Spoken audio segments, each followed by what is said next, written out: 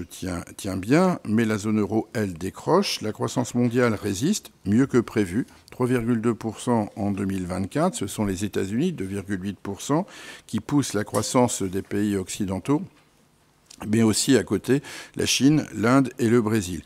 Des tendances comparables, d'ailleurs, sont anticipées en ce qui concerne l'année 2025, avec 3,3% de croissance mondiale prévue, avec 2,7% aux États-Unis. Néanmoins, un certain tassement commence à s'observer sur l'économie chinoise qui semble plafonner à 5%. Si la croissance mondiale paraît relativement soutenue, en revanche, la zone euro, elle, paraît très en retrait, elle se fait distancer. On aurait à peu près un taux de 0,8% en 2024. Dans l'économie européenne, l'Espagne conserve son dynamisme à plus de 3%. En revanche, l'Italie est à la peine, à peu près à 0,7%.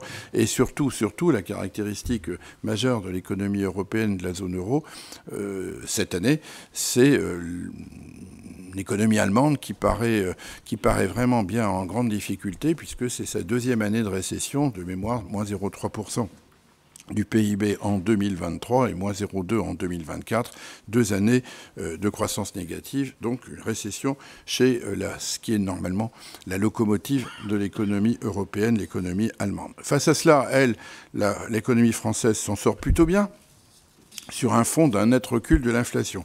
Elle s'en sort plutôt bien, oui, parce que nonobstant le fait qu'ici, au dernier trimestre 2024, la croissance a été vraiment très très faible. En revanche, sur l'année, on a eu une croissance de 1% en 2024, qui a été soutenue par les exportations, la croissance mondiale que j'évoquais à l'instant, et la demande publique.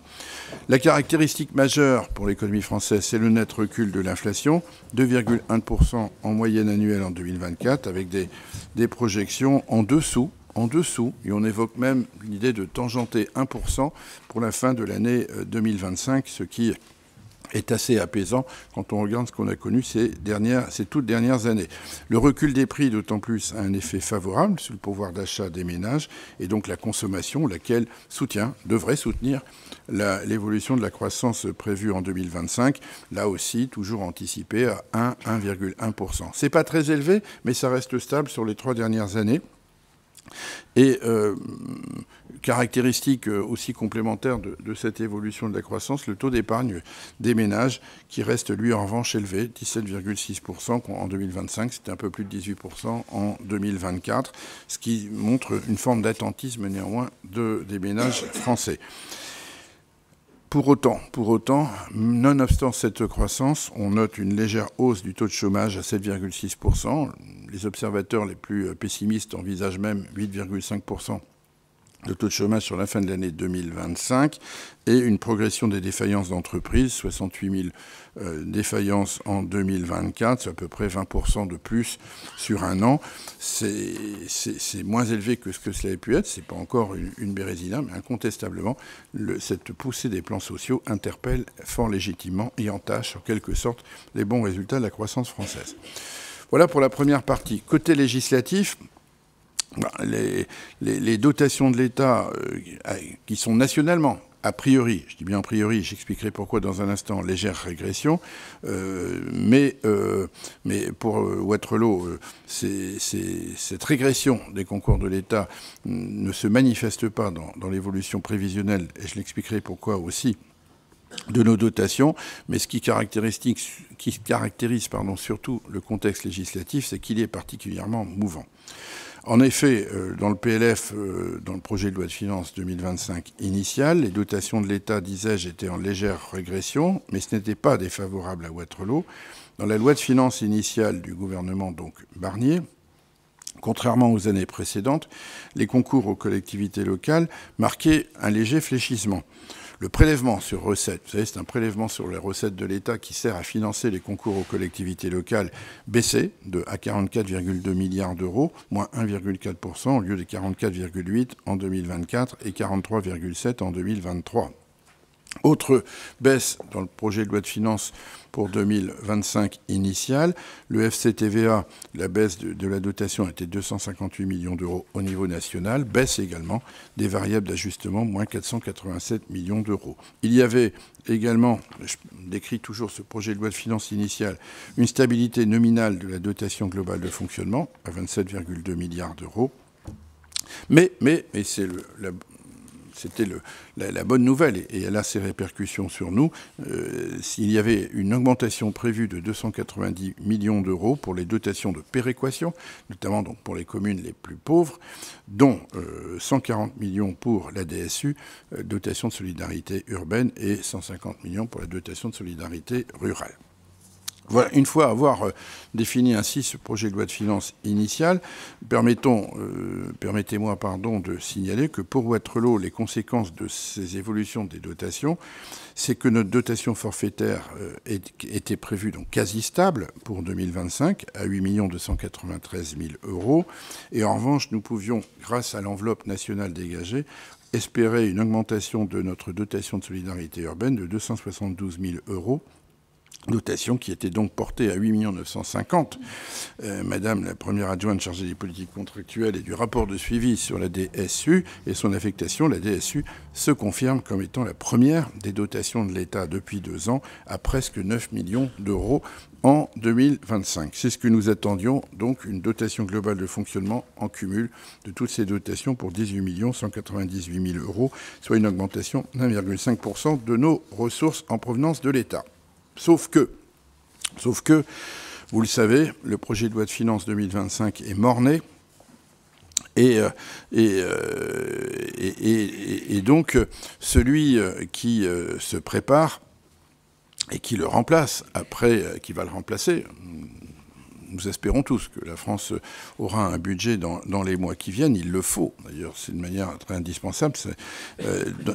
Il n'en reste pas moins que dans la préparation d'un éventuel nouveau projet de loi de finances, la contribution des collectivités locales au redressement des finances publiques, qui était anticipée dans le projet de loi de finances initial, va lui survivre dans le nouveau projet de loi de finances. Précisons cela un instant. Dans le projet de loi de finances initial 2025, il y avait en effet une contribution de 5 milliards d'euros des collectivités locales. C'est une contribution, un prélèvement sur les collectivités locales de 5 milliards pour aider à la réduction du déficit. L'objectif, c'était de faire passer le déficit de moins de 6,1% du PIB à moins 5% du PIB. Les mesures qui figuraient dans ce plan, en quelque sorte, de contribution de 5 milliards, je les résume très rapidement. C'était d'abord un prélèvement, quand même à hauteur pour 3 milliards d'euros, de 2% des recettes réelles de fonctionnement sur les collectivités dont le niveau était supérieur à 40 millions d'euros. Ça ne concernait pas Wattrelos, puisque nous sommes percepteurs de la dotation de solidarité urbaine, faisant partie des communes les plus modestes et aux revenus les plus faibles. Et donc, dans ce projet de loi de finances, nous étions a priori exonérés de ce prélèvement sur nos recettes. Mais il faisait partie des différentes mesures. Il y avait également le gel des fractions de TVA et la baisse des variables d'ajustement. Là encore, Wattrelos n'était pas concerné par ces dispositions restrictives, puisque ces fractions de TVA et les variables d'ajustement concernées ne concernaient justement que les intercommunalités. Donc oui, la métropole était touchée, mais pas la commune de Wattrelos. Il figurait également la baisse du taux de FCTVA, mais ça n'était qu'à partir de 2026, donc nous ne sommes pas concernés en 2025. Il y avait en revanche aussi affiché une baisse du fonds vert de 2,5 milliards à 1 milliard. C'est l'enveloppe nationale qui avait été réduite de plus de la moitié. Il y avait aussi et surtout l'augmentation des cotisations employeurs CNR-ACL, c'est-à-dire pour les caisses de retraite des agents des collectivités locales, une augmentation de 4% pendant 3 ans. Telles étaient les dispositions du projet de loi de finances initial, en gros, pour dire simple, du gouvernement Barnier. Comme vous le savez, suite à la censure début décembre du dit gouvernement, ce budget est donc tombé. Il est aujourd'hui encore dans le cadre d'une nouvelle équipe gouvernementale en discussion devant le Parlement. J'y reviens dans un instant. Après la censure, donc, le Parlement a néanmoins voté une loi spéciale qui ne se substitue pas au projet de loi de finances. Cette loi spéciale a été votée à l'unanimité du Parlement et elle ne réalise que quelques évolutions. La première, elle autorise la perception des impôts. Voilà, sinon, on ne percevrait plus les impôts dans ce pays, c'était bien le minimum. Elle reconduit les crédits 2024 de l'État et elle reconduit le prélèvement sur les recettes de l'État en faveur des collectivités locales et elle permet ainsi le versement par 12e aux collectivités des dotations reçues en 2024. C'est-à-dire qu'il n'y a rien de plus que ce que l'on percevait l'année précédente. Donc, PLF 2025 initial qui tombe, une loi spéciale qui assure la poursuite du fonctionnement des services publics et y compris donc des dotations aux collectivités locales sur la base des chiffres de 2024. Une loi de finances, disais-je, est en discussion, elle est en débat, elle en attend d'être votée et les hasards du calendrier font, vous le savez, que la commission mixte paritaire entre l'Assemblée et le Sénat se réunit aujourd'hui même sur ce projet de loi de finances. Donc je ne puis vous en dire davantage car je n'ai pas d'informations anticipées pour savoir si cette CMP sera conclusive et quelles seront les mesures qui seront conservées ou qui seront supprimées au terme de cette discussion entre les deux assemblées. Venons-en donc à la troisième partie de mon propos. Comment faire pour, ici, à Wattrelos, préparer notre budget ? Préparer le budget 2025 sans avoir toutes les informations est assurément un exercice plus compliqué et contraint que les années précédentes. Il y a des incertitudes. Il y en a sur certaines recettes, il y en a sur certaines dépenses. D'abord, du côté des recettes, nous n'avons qu'une seule certitude. C'est sur nos recettes. C'est ce qu'on appelle la revalorisation des valeurs locatives, la prise en compte de l'inflation sur les valeurs locatives, des bases taxables, donc pour la taxe foncière sur les propriétés bâties. Elle est donc liée à l'évolution de l'inflation, c'est 1,7%. 1,7% de revalorisation des valeurs locatives en 2025. Elle est indexée sur l'inflation, je disais. Cette indexation date d'ailleurs du projet de loi de finances pour 2017, et donc elle n'est pas concernée par la chute du projet de loi de finances pour 2025. Les recettes attendues de ces 1,7% de revalorisation des valeurs locatives, c'est 359 000 € de recettes de plus. L'absence, en revanche, de projet de loi de finances pour 2025 à ce stade limite les certitudes que nous pouvons avoir sur certaines recettes. L'évolution de la DSU, que j'évoquais il y a un instant, dotation de solidarité urbaine, dépend des articles du projet de loi de finances à voter. Alors, cette péréquation à travers la dotation de solidarité urbaine est probable. Quelle que soit l'issue de la commission paritaire, je n'imagine pas un seul instant que le Parlement supprimerait les dotations de péréquation. Et donc, on peut considérer que cette augmentation de la dotation de solidarité urbaine pour 2025 que j'évoquais de 272 000 € figurera bien dans un projet de loi de finances, qu'il soit voté en février, en mars ou en avril. Ça n'est qu'une supposition, bien sûr. C'est simplement une appréciation que nous pouvons avoir sur l'issue de la discussion parlementaire. En revanche, sur l'évolution des dotations d'investissement, cette fois-ci, au niveau national, évidemment, a fortiori, de leurs enveloppes régionales. Je pense à la DSIL, la dotation de soutien à l'investissement local. Je pense à la dotation politique de la ville. Je pense au fonds vert que j'évoquais il y a un instant. Il n'y a aucune connaissance, au moment où je parle de ces dotations nationales, et donc, a fortiori, aucune délégation faite au préfet d'enveloppe régionale qui pourrait ensuite être attribuée aux collectivités locales. Donc il est très difficile pour nous, lorsqu'on évoque notamment les projets d'investissement, d'avoir une appréhension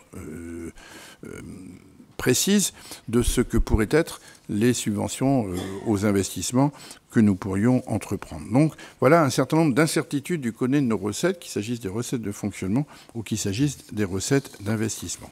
Côté des dépenses,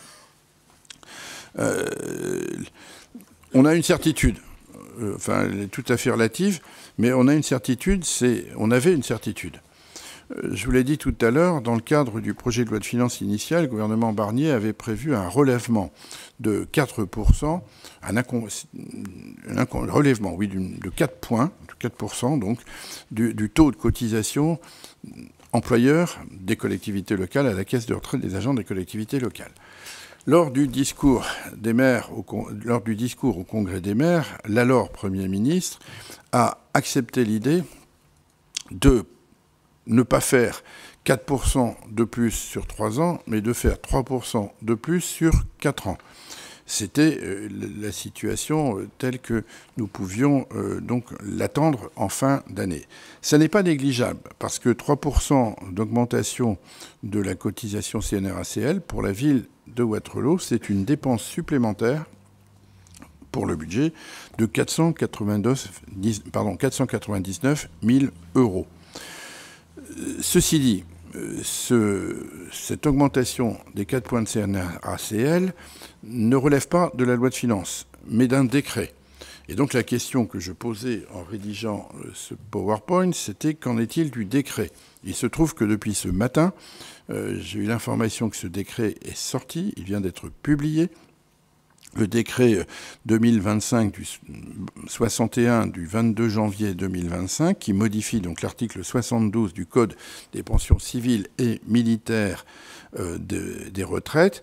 Et ce décret est encore moins avantageux que celui que je viens de vous évoquer il y a un instant, puisque le décret publié augmente de 4 points. Il reste au scénario Barnier, et non pas il reste au scénario initial, pardon, Barnier, première version.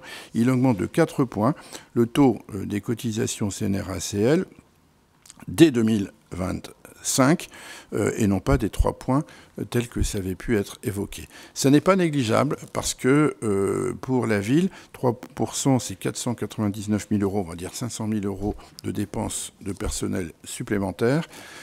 Passer à 4 points, c'est 600 000 € de dépenses supplémentaires pour les dépenses de personnel. Voilà. Donc c'est une disposition qui est très particulière parce que vous l'aurez compris, on a le décret publié, donc ça s'applique immédiatement. On est dans une situation où les dépenses supplémentaires sont certaines et où les recettes supplémentaires, elles, sont incertaines ou en tout cas au mieux probables. Et donc, quid, en revanche, une fois que j'ai évoqué les dépenses et les recettes de la contribution des collectivités locales au redressement des finances publiques, ça va se discuter évidemment dans cette commission paritaire que j'évoquais il y a un instant. Le projet initial de contribution des collectivités au redressement des finances publiques prévoyait, je l'ai dit il y a un instant, une baisse du taux de compensation du FCTVA assez significative, mais bon, elle devait s'appliquer à partir de 2026. Est-ce que cette baisse va se maintenir? Est-ce qu'elle s'appliquera toujours en 2026 ou est-ce qu'elle s'appliquera en 2025? Nous ne le savons pas. Deuxième élément, le prélèvement sur les recettes réelles de fonctionnement qui, a priori, ne concernait pas Wattrelos, mais il semble que les indicateurs ont été modifiés, son périmètre a été modifié, la base du prélèvement a été modifiée. Jusqu'à quel stade, aujourd'hui, la Direction générale des collectivités locales de l'État n'est pas en situation de le communiquer aux communes, même les plus grandes. Et donc, je ne sais pas aujourd'hui ce que sera ce prélèvement et sur qui il portera au moment où nous parlons. Je m'accorderai que, derrière tout cela, le mot d'incertitude prévaut assez largement, puisqu'en matière de dépenses comme de recettes, nous n'avons jamais, je pense, été confrontés à une situation aussi mouvante dès lors que nous devons préparer l'avenir. Alors, pour autant, nous sommes en responsabilité. Et donc, malgré de telles incertitudes, que faire?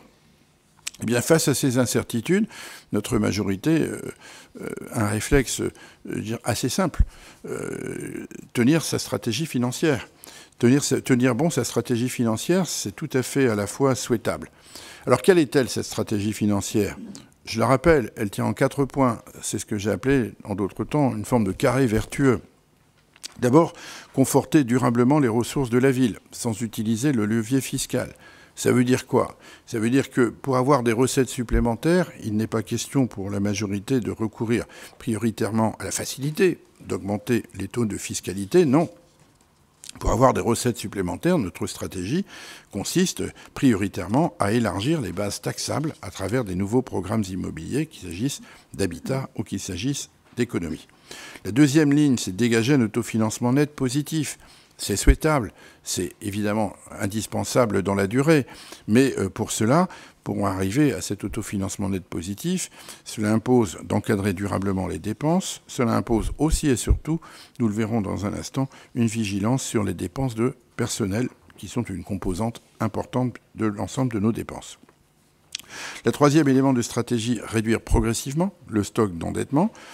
Vous le savez, nous veillons scrupuleusement, depuis maintenant presque 15 ans, à lever des emprunts nouveaux qui soient moindres que le remboursement des emprunts antérieurs, ce qui a un effet mécanique et automatique de réduire le stock de dette. Enfin, tirer profit autant que nous le pouvons de l'élargissement des bases taxables pour réduire progressivement le taux de taxe foncière.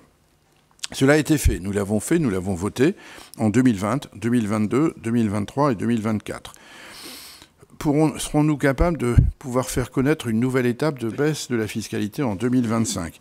Elle peut me paraître incertaine au regard justement des incertitudes que nous avons sur nos propres recettes et sur la poussée des dépenses qui est en train de s'annoncer avec le taux de CNRACL. Et donc, au moment de la préparation budgétaire, restons prudents. Il n'est pas d'objectif pour nous d'augmentation des impôts.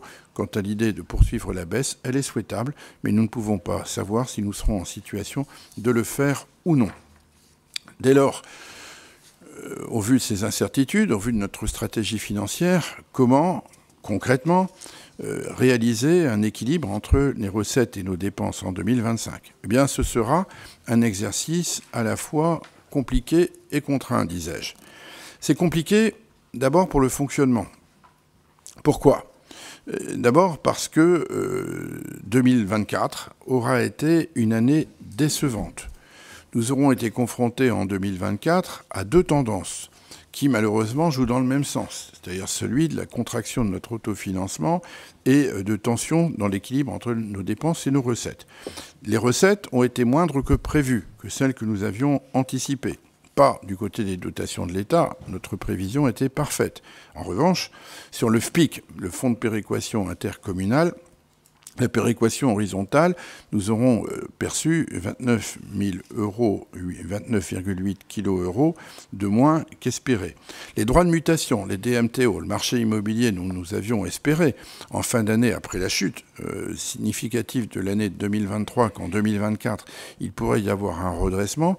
Il s'est produit ce redressement sur la fin de l'année 2024, mais trop faible pour éviter que nous ne diminuions encore, que nous ne voyions diminuer une fois encore ces droits de mutation, ces fameux frais de notaire que nos concitoyens doivent acquitter, dont une partie faible revient à la commune, l'essentiel allant au département, 230 000 euros de moins que ce que nous avions espéré. Le fonds départemental de péréquation de la taxe professionnelle, qui est un fonds que verse le département, a vu ses critères modifiés dans la répartition par le département du Nord, et la baisse pour la ville est de 110 000 euros sur l'année 2024. Les compensations d'exonération fiscale après les chassés-croisés qu'on a pu connaître l'année dernière, on s'en souvient, fin 2023, entre les relations entre le préfet et les bailleurs sociaux sont finalement inférieures à celles que nous avions envisagées, de 280 000 euros. Et enfin, les impositions locales, parce que les nouveaux programmes immobiliers, et je pense en particulier à l'habitat économique, vous le savez, on perçoit la taxe foncière après une démolition que de 2 ans révolus après la fin de la construction du nouveau bâtiment. On est 140 000 euros en deçà de ce que nous avions espéré. Des recettes moindres que prévues et des dépenses qui ont été plus hautes, plus élevées que prévues. Je pense en particulier au personnel. Les 5 points d'indice du 1er janvier ont eu un coût de 459 000 euros pour les dépenses communales. Les heures supplémentaires ont connu une dérive significative au cours de l'année 2024 à hauteur de 133 000 euros. De la même manière, et nous en sommes félicités, nous avons abouti à la fin d'un contentieux avec les OGEC, ce qu'on appelle les écoles sous contrat. Il y a eu une soulte qui a été réglée, mais nonobstant cette soulte, En 2024, il y a eu aussi un changement du mode de comptabilisation qui a pour inconvénient pour les finances de la ville, mais pour contrepartie, dirais-je, pour en étant plus neutre, une majoration de nos dépenses de l'ordre de 100 000 € par an, compte tenu de ce changement de mode de calcul. Voilà ce qu'a été l'année 2024. C'est en cela que je peux dire qu'elle aura été décevante du point de vue du fonctionnement, avec des recettes moindres que prévues et des dépenses supérieures à celles escomptées. Alors, le budget 2025, lui, comment on va le construire? Je vous l'ai dit tout à l'heure, nous n'avons pour l'instant, pour seule recette envisagée, que la revalorisation supplémentaire, en tout cas la revalorisation des valeurs locatives, car l'effet mécanique de l'inflation sur la taxe foncière, qui est à peu près de 360 000 €, et la dotation de solidarité urbaine, pour autant que le budget soit voté, que la péréquation puisse être votée, donc de 272 000 €. J'ai pas besoin de vous faire un dessin rapide pour dire que cet exercice lui-même donc est compliqué, puisque vous voyez que les recettes RVL, valeurs locatives plus DSU, c'est à peu près 600 000 €. Et compte tenu de l'information que je vous ai donnée tout à l'heure, de l'augmentation des cotisations retraite des agents, on a déjà une dépense de l'ordre de 600 000 € à mettre en contrepartie. Donc la construction 2025 sur les dépenses, elle va être très contrainte. Elle va être très contrainte et pour l'instant, au moment où je vous parle, nous travaillons sur l'idée d'une réduction du virement de la section de fonctionnement à l'investissement, c'est-à-dire ce qu'on appelle l'épargne ex-ante à 1,7 million €. On avait mis 1,9 les années dernières. Passer de 1,9 à 1,7, ça nous permet de réaliser une économie sur les dépenses de 200 000 €. Des dépenses de personnel que nous voulons voir limitées à 36,8 millions €, malgré la cotisation CNRACL supplémentaire, avec une baisse majeure des heures supplémentaires que nous chiffrons de l'ordre de 300 000 €. Je m'explique. On a fait 36,6 millions € de dépenses de personnel en 2024.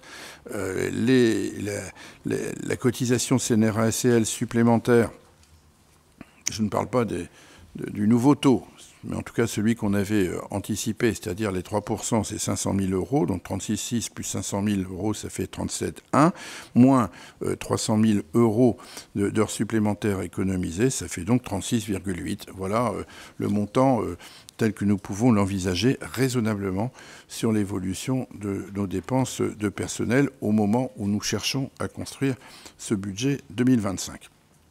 La baisse des charges d'intérêt, ça c'est plutôt une bonne nouvelle. Déjà, nous sommes sur une pente de désendettement, j'y reviendrai dans un instant. Qui dit désendettement dit évidemment moins de charges financières, mais en même temps aussi, on est sur la fin de l'amortissement de contrats déjà anciens. Et donc, dans ces moments-là, on paye moins d'intérêts et plus de remboursement en capital. Et la bonne nouvelle, c'est que le taux du livret A vient de baisser. Or, nous avons, depuis que nous avons sécurisé notre dette, pas mal d'emprunts. Je pense à la Caisse d'épargne, je pense à la Banque postale, je pense la Banque des territoires, qui sont indexés sur le taux du livret A. Donc si le taux du livret A baisse de 3% à 2,4%, ça aura un effet mécanique d'abaissement de nos charges d'intérêt. Nous devrons aussi travailler à rechercher des économies encore sur les charges de gestion courante. Et Monsieur le directeur général, les services s'est vu confier, dès à peine son arrivée, de procéder à une revue de dépenses systématique. Toutes les dépenses devront être questionnées. Sont-elles vraiment utiles? Sont-elles vraiment indispensables dans le calendrier? Si elles ne le sont pas, elles devront être différées ou elles devront être réduites à autant. Bref, c'est un travail systématique que nous voulons entreprendre.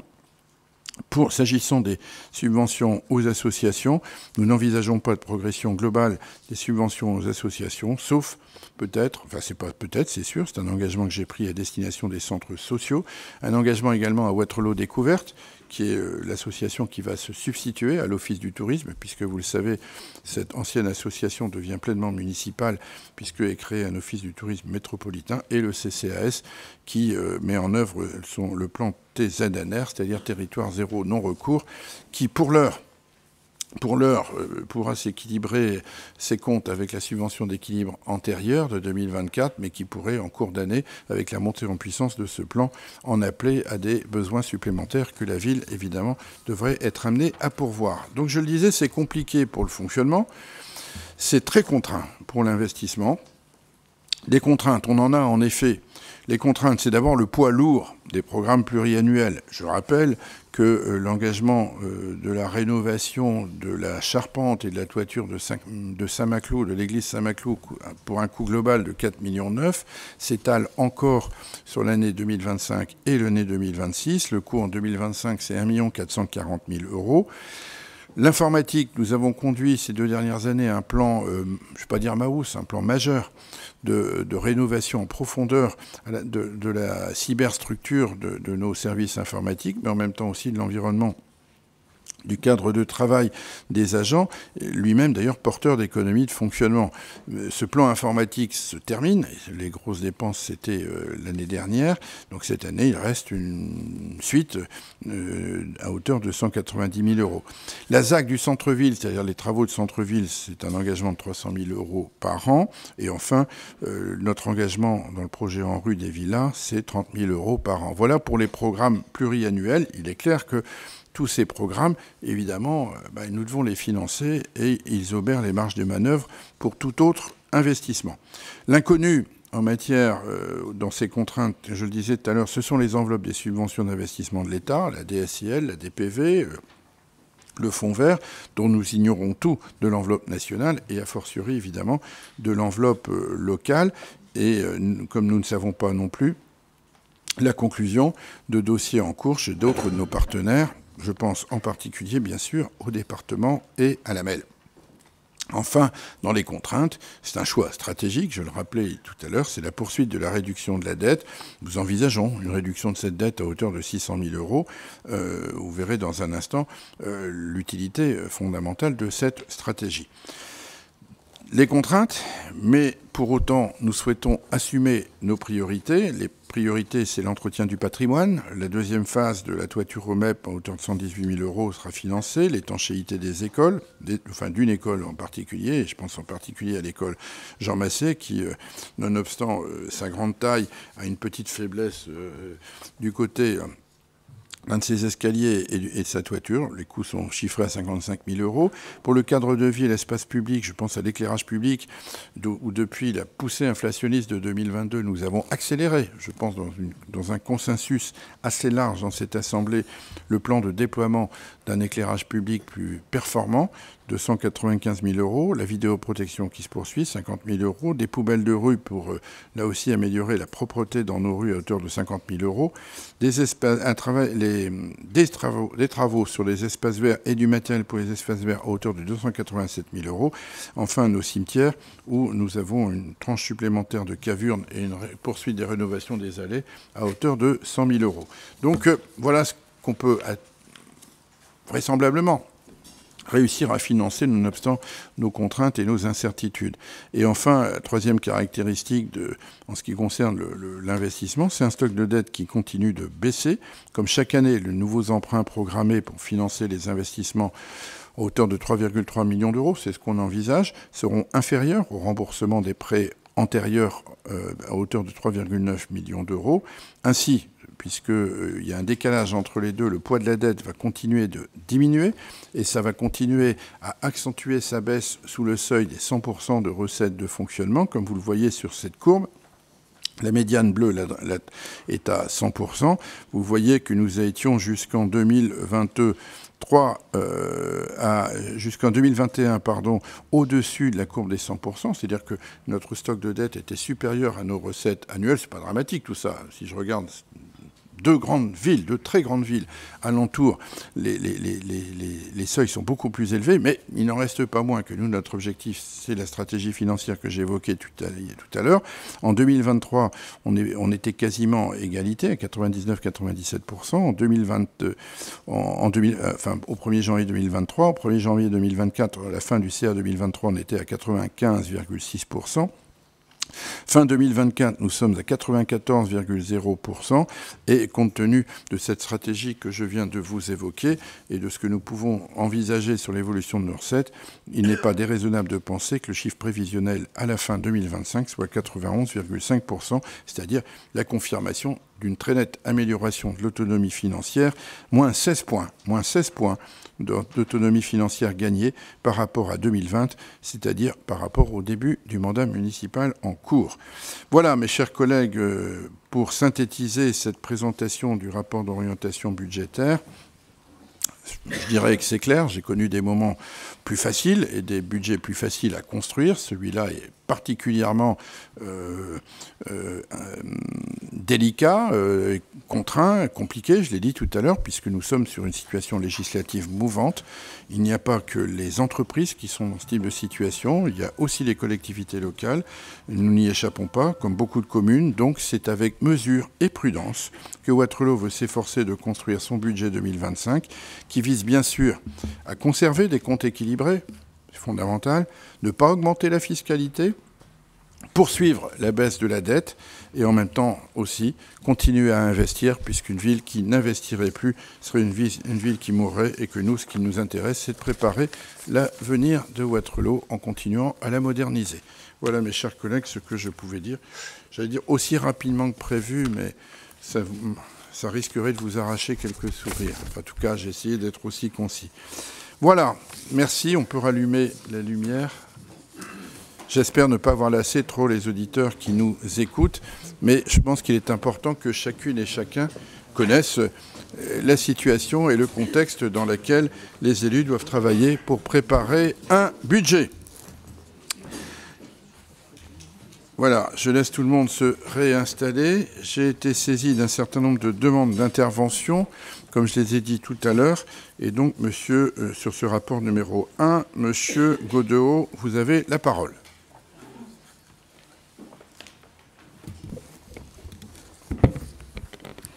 Merci, monsieur le maire. Monsieur le maire, chers collègues, mesdames et messieurs, tout d'abord, notre groupe Rassemblement National Wattrelos présente ses meilleurs vœux, surtout de santé, pour cette nouvelle année, à tous les Wattrelosiennes et Wattrelosiens, ainsi qu'à tous les membres de cette Assemblée. Ce rapport d'orientation budgétaire pour 2025 est encore plus préoccupant que celui de 2024. Je ne vais pas m'attarder sur la situation de notre pays. Nos concitoyens connaissent la réalité du désastre de nos finances publiques. En ce qui concerne notre ville, vous nous présentez ce rapport avec une baisse des recettes et une poussée des dépenses exogènes. Un goût de déjà-vu. Pour les recettes, dans la globalité, même sur des prévisions au plus bas, force est de constater que les recettes stagnent. Sans rentrer dans le détail, il y a des petites baisses de dotation, mais compensées par des augmentations plus importantes, ce qui amène à cette stabilité. Pour les dépenses, nous relevons une poussée des dépenses, surtout de la masse salariale. Pour rappel, dans le rapport d'orientation budgétaire de 2024, l'objectif annoncé sur les dépenses de personnel était de 35,3 millions d'euros. En ayant connaissance des différents décrets revalorisant le point d'indice et l'avancement de certaines catégories. La réalité est que nous atteignons un record de 36,6 millions d'euros en 2024. Pour le coup, allez-vous assumer que l'objectif n'est pas atteint? En plus d'une forte augmentation des heures supplémentaires passant de 753 000 euros en 2023 à 885 000 euros en 2024, il y a un problème sur l'effectif. Quand on cherche à diminuer la masse salariale, comment expliquer une hausse des effectifs? En vous accordant l'augmentation des 4 points de cotisation employeur, monsieur le maire, allons-nous rester au plus proche des 37 millions d'euros? Dans ces conditions, nous considérons qu'une réorganisation du temps de travail et de l'externalisation dans certains services s'avère inévitable. L'encours de la dette qui diminue toujours lentement. Cette année, c'est surtout grâce à la baisse des taux d'intérêt. Des investissements toujours contraints par manque d'autofinancement et des programmes pluriannuels lourds. Voilà en résumé la situation financière toujours plus inquiétante de notre ville. Mais à part ça, d'après vous, Wattrelos est au bord de la réussite. Source Nord-Éclair. Ah oui, je confirme. Tous les ans, c'est le même refrain. Maîtriser les dépenses salariales et charges courantes. On a vu le résultat précédemment. Réduire l'endettement, résultat une baisse de 4% sur 4 ans. Bref, ce qui est désespérant, c'est que pour un bon gestionnaire comme vous le prétendez, vous n'écoutez que vous. Et vous ne prenez jamais en compte les différentes alertes ou propositions émises par les oppositions. Depuis des mois, voire des années, Vous nous incitez à nous inspirer de votre vision budgétaire. Cette fois-ci, j'aurais plutôt tendance à dire faites l'inverse et inspirez-vous des recommandations de toutes les oppositions. Enfin, et j'en terminerai par une question, Monsieur le maire, assumez-vous ce mauvais bilan ou allez-vous nous trouver une énième excuse? Mauvais bilan.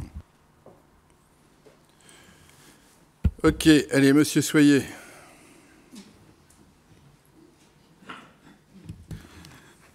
Monsieur le maire, mes chers collègues, mesdames et messieurs, j'avais prévu de parler de chiffres, mais vous les avez rappelés de façon très précise. Je vais donc faire l'impasse là-dessus et parler avec vous de façon un peu plus simple. Dans le contexte actuel, Waterloo doit prendre des décisions responsables. Nos recettes stagnent ou diminuent. Le produit fiscal de la ville a progressé légèrement. Les droits de mutation immobilière, comme vous l'avez dit, continuent de baisser. C'est depuis 2023 et ne devraient pas s'améliorer en 2025. La taxe foncière sur les propriétés bâties a baissé 4 fois, faisant passer le taux d'imposition locale de 69,19 à 67,20, soit une somme assumée d'1,125 million rendus aux Waterloosiens. Mais dans le même temps, nos charges continuent d'augmenter. La masse salariale municipale atteignait déjà 36,63 millions d'euros en 2024 et augmentera encore avec la hausse des 4 points de cotisation employeur CNRACL, soit 600 000 euros, comme vous nous l'avez rappelé tout à l'heure. De plus, les aides exceptionnelles de l'État disparaissent, notamment l'amortisseur électricité et le filet de sécurité, nous obligeant à absorber ces coûts sur notre budget. Face à cette décision, nous devons veiller à chaque euro dépensé. Il est essentiel de maîtriser nos dépenses de fonctionnement en optimisant la gestion des emplois et des missions confiées à nos agents. La réduction des heures supplémentaires ne doit pas être perçue comme une contrainte, mais comme le résultat d'une organisation plus efficace et d'une meilleure maîtrise de l'activité. Il nous faut aussi adapter les effectifs aux besoins réels des services et limiter les recrutements au strict nécessaire, notamment en ne remplaçant les départs en retraite ou en longue maladie que si cela s'avère indispensable. Dans le même esprit de responsabilité budgétaire, nos ambitions d'investissement de 2025 doivent être ajustées. Il est plus sage de nous concentrer sur les chantiers en cours et ceux dont l'importance a été vérifiée, comme l'église Saint-Maclou, la piscine et les points que vous avez cités. Chacun doit être conscient de sa responsabilité dans la gestion des finances publiques. Les services municipaux comme les associations doivent aussi veiller à ne pas alourdir les dépenses de la ville, car chaque petit geste compte. Enfin, et au risque d'être impopulaire, je demande au conseil municipal de maintenir le taux d'imposition local pour 2025.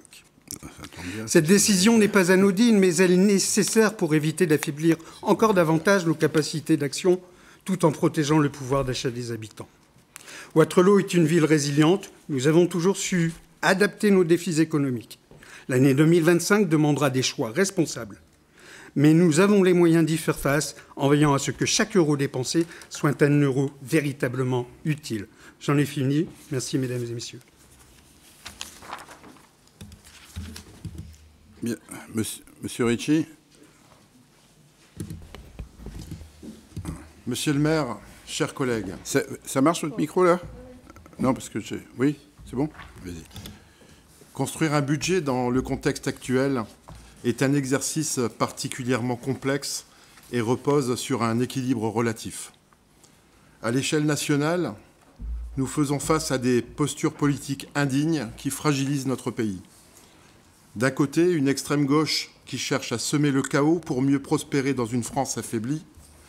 De l'autre, l'extrême droite qui s'ancre solidement, mais se complaît à des menaces de censure ou des petites phrases sans apporter de solutions concrètes que d'ailleurs elle n'a pas. Elle capitalise, attendant tranquillement son tour. Sur le plan local, ce schéma se reproduit malheureusement. Un candidat autoproclamé dans une commune voisine qui souffle sur les braises et encourage des attitudes similaires ici à Waterloo. Le Rassemblement national local qui, Ce complet a pointé les faiblesses bien réelles de notre ville, mais qui font pourtant aussi partie de notre histoire. Qu'il s'agisse de la masse salariale ou de la dette, sans toutefois être capable de proposer des solutions concrètes, critiquer encore et encore, critiquer sans jamais rien proposer.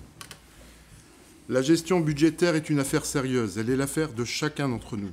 Et chaque élu en responsabilité a un rôle essentiel à jouer dans la maîtrise des coûts et donc des dépenses. Cela passe par un contrôle continu des actions menées et une capacité à adapter les méthodes quand cela est nécessaire. Ne pas se laisser emporter par les habitudes, c'est essentiel. Les prix augmentent, qu'à cela ne tienne. Il faut donc s'adapter, réfléchir et alors compenser par d'autres moyens. Il est important de ne pas promettre monts et merveilles à nos concitoyens face aux sollicitations sans avoir pris le temps de vérifier les ressources humaines et financières disponibles. Cette posture n'est pas un frein à l'action, mais une exigence de responsabilité pour garantir que les engagements pris puissent être honorés. Ne voyez pas dans mes propos une critique gratuite ou une quelconque arrogance, mais simplement une exigence, une volonté d'ouvrir et de nourrir le débat sur ces sujets. Et c'est bien là l'objectif de ce débat d'orientation budgétaire. Réfléchir ensemble à ce que nous faisons et aux moyens dont nous disposons pour le faire efficacement. Malgré une masse salariale qui représente 71% du budget, avec des augmentations mécaniques que vous avez rappelées, Monsieur le maire, beaucoup de services semblent toutefois être sous-dotés. Cela traduit une organisation qui, nous semble-t-il, pourrait être optimisée, sans remettre en cause évidemment les services rendus. Nous constatons également que certains services nécessitent des formations spécifiques qui ne sont pas proposées ou en tout cas restent insuffisantes. Cela conduit au recours fréquent de prestataires extérieurs, ce qui alourdit inutilement certaines dépenses.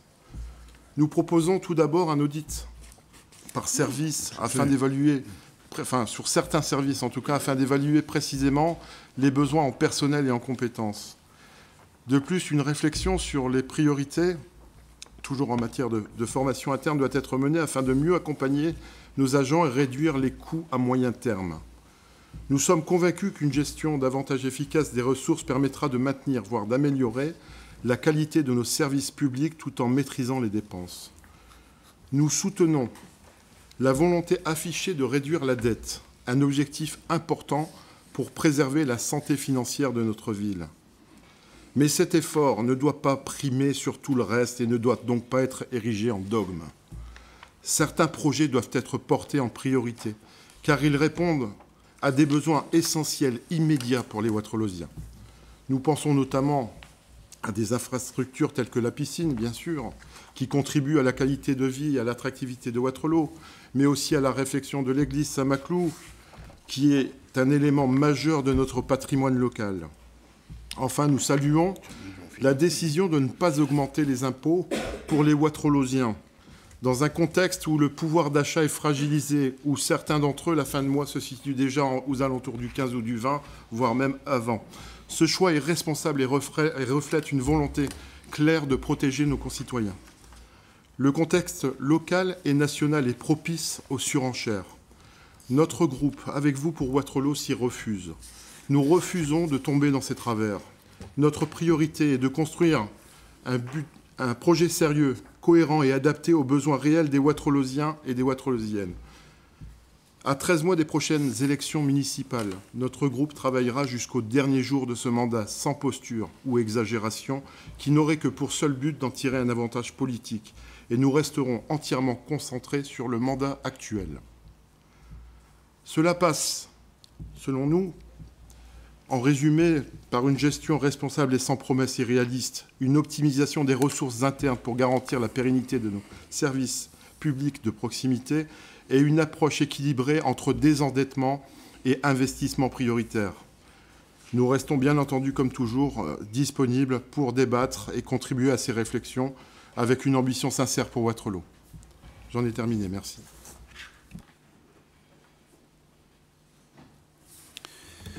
Bien, merci. J'allais dire merci, messieurs, puisque c'est sur 3 interventions masculines. très rapidement, parce que j'étais assez long sur la présentation et je pense que chacun a compris les enjeux. Qu'est-ce qu'un débat d'orientation budgétaire? Je le dis pour celles et ceux qui nous écoutent, sur la base d'un rapport établi par la majorité. Chacun, de la majorité d'abord, ce que j'ai représenté, et en même temps chacun des groupes d'opposition a vocation à dire ce qu'il ferait s'il était à la place de la majorité. C'est ça la démocratie. Ça fait partie des éléments du débat. Quelles sont les propositions à faire? Quelles sont les suggestions, à la fois en matière de recettes ou de dépenses, que l'opposition pourrait être appelée à formuler? J'ai entendu des choses constructives, et il y a des côtés où je n'ai rien entendu. Alors je vais essayer de répondre simplement à toutes les interventions sur 3 points. À un moment, vous me dites, je retournerai d'abord sur la forme d'abord. Monsieur Godeau, vous devez, en vous adressant à moi, écouter les suggestions de l'opposition. Mais lesquelles? La vôtre, votre opposition à vous. Lesquelles? Qu'est-ce que vous nous proposez? Qu'est-ce que vous proposez de faire? Je note les 2 seuls mots que vous avez évoqués, c'est réorganisation et externalisation. Réorganisation, vous pensez bien qu'on ne vous a pas attendu, et je vous le prouverai dans un instant. Les services municipaux sont un ensemble vivant qui s'adapte évidemment aux nouvelles priorités. On vient de le montrer d'ailleurs avec le TZNR récemment. On est toujours obligé de s'adapter à un monde qui vit, ça s'appelle la société. Et quant à externaliser, c'est un faux semblant. Vous allez réduire les dépenses de personnel, mais vous utiliserez les prestataires extérieurs qui eux-mêmes vont d'ailleurs vous coûter, parfois même plus cher que ce que vous coûte le service public, et vous n'aurez rien réglé de la masse globale de vos dépenses. Ou alors, il faut dire très clairement qu'il y a des services que l'on renonce à rendre, et je l'ai déjà dit ici, je ne vais pas piloguer trop longuement, c'est vrai que dans cette ville, il y a, dans une ville ouvrière industrielle avec l'histoire qui est là, l'histoire économique et sociale, il y a une propension à offrir, à donner à la population des services qui sont plus nombreux que dans d'autres communes. Il ne faut pas aller très loin, mais quand on regarde ce qu'on fait sur la petite enfance, quand on regarde ce qu'on fait sur les écoles, l'éducation, quand on regarde ce qu'on fait à destination de nos aînés, avec les résidences autonomie ou avec les clubs du nouvel âge, quand on regarde les activités culturelles, c'est pas obligatoire. Une bibliothèque, c'est pas obligatoire. Un conservatoire, c'est pas obligatoire. Une ferme pédagogique, c'est pas obligatoire. Un musée aussi, mais ici on le fait parce que ça en contribue à l'enrichissement culturel. Les éducateurs sportifs, c'est pas obligatoire. Les éducateurs les interventions artistiques dans les écoles, c'est pas obligatoire. Les éco-animateurs, c'est pas obligatoire non plus. Mais ici, nous le faisons parce que c'est le projet de société, c'est le projet de vie collective que nous voulons porter. Donc, ce sont des faux semblants, vos expressions. Alors moi, je vais m'attarder simplement à 3 questions de fond. La première, vous me semblez noter avec humour ce que j'ai dit sur Waterloo est au bord de la réussite. Et vous me dites, ça contraste avec mon mauvais bilan. Prétendu. Je suis assez fier de mon bilan au regard de ce que depuis 20 ans nous sommes efforcés de faire. Le temps n'est pas venu de faire tout ce panorama-là. Mais pourquoi j'ai dit que Waterloo est au bord de la réussite? Parce que le problème majeur de cette ville, c'est pas qu'elle a trop de dépenses, c'est qu'elle n'a pas assez de recettes. Les dépenses, ce sont les services rendus à la population. Aucun d'entre vous, des bancs de l'opposition, nonobstant d'ailleurs que dans la majorité, ne serait capable de nous dire « ça, il faut qu'on arrête de faire ». Parce que derrière chaque service rendu, chaque dépense, il y a un service rendu à la population. Et que ces services rendus, par nature, ils sont agréables, ou en tout cas utiles à celles et ceux à qui ils sont rendus. Donc on n'a pas de problème de dépenses. On a en revanche un problème de recettes. Et on a un problème de recettes pourquoi? Parce que nous sommes une ville ouvrière et industrielle. Et que nous avons hérité de cette histoire économique et industrielle un certain nombre de friches importantes. Je ne vais pas les rappeler. Peignage, Lénières, Saint-Liévin, l'Ardoute, qui était encore une friche il n'y a pas très longtemps. Et je ne suis pas exhaustif en disant cela. Sauf que, une fois que l'entreprise a fermé, que les cheminées se sont tus, comme dirait Maxence van der Merch, eh bien, que les salariés ont été licenciés, il reste des bâtiments, mais ces bâtiments continuent à faire face à une fiscalité. Et lorsque ces bâtiments tombent, lorsque les murs tombent, en revanche, la fiscalité disparaît. Et à chaque fois qu'une de ces grosses entreprises est tombée, c'est un produit fiscal significatif, de l'ordre de 1,5 à 2 millions à chaque fois que nous avons perdu dans nos comptes. Et on a à peine développé des nouvelles entreprises, créé des nouveaux parcs d'activité, des nouveaux logements, voir arriver des nouveaux habitants, voir arriver des nouvelles entreprises, qu'on n'a pas encore apurer la perte de la démolition antérieure. Nous avions en 2024 les mêmes recettes qu'en 2019. Pourquoi? Parce qu'il y a eu la restructuration de la Redoute, qu'il y a eu la fin de la Lénière. Voilà. Et donc, bien sûr, vous allez me dire, oui, mais on va toucher un jour. Oui, mais il y a un décalage entre la démolition, la reconstruction et la perception de la matière fiscale. Et c'est ça la difficulté que nous avons.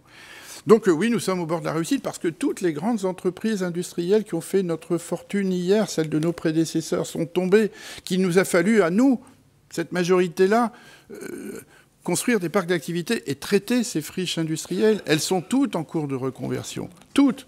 La Redoute, le Peignage, la Lénière, le Saint-Liévin. Et on n'est même plus au milieu du gué.